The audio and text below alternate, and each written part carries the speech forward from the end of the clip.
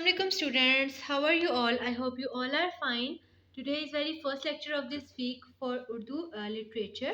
खरगोश का हम लोगों ने रीडिंग की थी सबक नंबर 17 और हम लोगों ने इसकी अल्फाज जुमले और इमला कर चुके थे हम लोग। आज क्वेश्चन नंबर 1 हम लोग करेंगे। आज है 7 दिसंबर 2020। Write neat and clean here. 7 दिसंबर 2020 पीर जमात का काम। सबक नंबर 17 खरगोश। Write here neat and clean. सवालों के जवाब लिखिए। सवाल नंबर 1, ये नज़म किसके बारे में है? ये नज़म किसके बारे में है? ये नज़म खरगोश के बारे में है। जैसे कि आपको पता है खरगोश के बारे में थी। चैप्टर यूनिट का नेम भी, नज़म का नाम भी खरगोश ही है, तो हम आंसर भी लिखेंगे ये नज़म खरगोश के बारे में है।